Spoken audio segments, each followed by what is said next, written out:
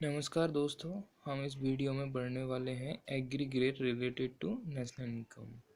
National income को calculate करने के फॉर्मूले को समझने से पहले हमें उसके एग्रीगेट को समझना पड़ेगा और उनको किस तरह से उनका कन्वर्जन किया जाता है, इसे समझना बहुत ज़रूरी है। तो उसी के लिए सबसे पहले हम समझते हैं ग्रॉस वैल्यू को नेट वैल्यू में किस तरह से चेंज करते हैं। ग्रॉस वैल्यू को आप समझिए, ग्रॉस वैल्यू को हम दूसरे नाम से जानते हैं परचेजिंग वैल्यू। यानी कि परचेजिंग वैल्यू वो वैल्यू होती है जिस वैल्यू पे हम सामान खरीदते हैं। जैसे कि सपोज़ करो ये मोबाइल आई एम यूजिंग ये वीडियो बनाने के लिए, उसकी कॉस्ट है 10,000 रुपीज़।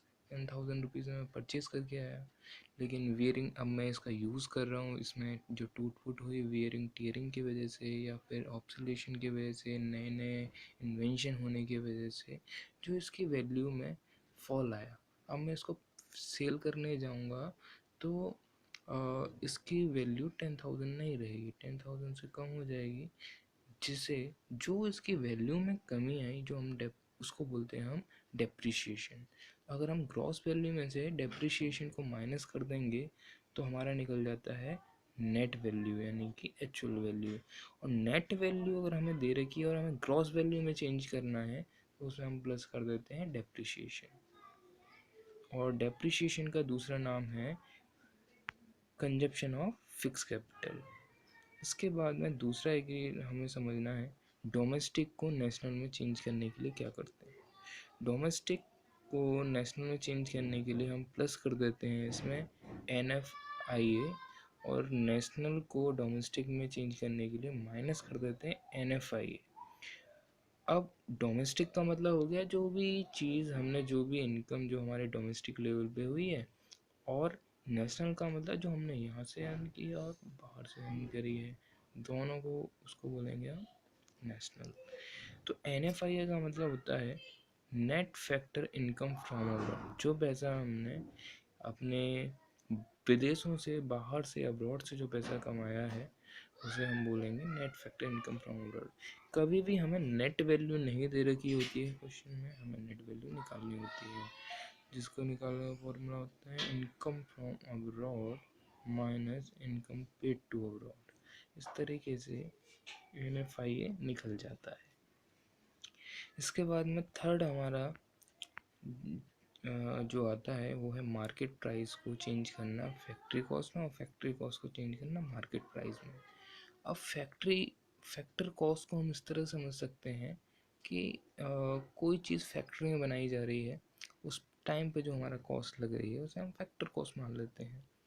और मार्केट प्राइस का मतलब मार्केट में वैल्यू आ गई तो उसका प्राइस क्या हुआ। फैक्टर कॉस्ट, जैसे कि अब फैक्ट्री से अगर हम डायरेक्टली कोई सामान को परचेज़ करेंगे तो वो ऑब्वियसली हमें सस्ता पड़ेगा एज़ कंपेरिजन टू अगर हम उसे मार्केट से ख़रीदते हैं, क्योंकि मार्केट में जाने के बाद में उस वैल्यू में जो कॉस्ट है उसकी, उसमें टैक्स भी जुड़ जाता है जिसे हम बोलते हैं नेट इनडायरेक्ट टैक्स। जब हम फैक्टर कॉस्ट में नेट इनडायरेक्ट टैक्स को प्लस कर देंगे तो मार्केट प्राइस बन जाएगा, और मार्केट प्राइस को वापस से फैक्टर कॉस्ट बनाना है तो उसमें से हम नेट इनडायरेक्ट टैक्स को माइनस कर देते हैं। NIT निकालने का फॉर्मूला होता है इनडायरेक्ट टैक्स में से अगर हम सब्सिडीज़ को हटा दें तो हमारा NIT निकल जाता है, नेट इनडायरेक्ट टैक्स निकल जाता है। अब आगे समझते हैं अब उसका क्या यूज़ कैसे करना है। तो जो एग्रीगेट होता है वो हमारा चार डिजिट में होता है, 4 प्लेस में होता है। यानी पहले प्लेस में या तो हमारा आएगा ग्रॉस या फिर आएगा हमारा नेट, जो कि हमने ऊपर चेंज करना सीख लिया। उसके बाद में हमारा सेकंड प्लेस पर या तो आएगा हमारा डोमेस्टिक या फिर नेशनल।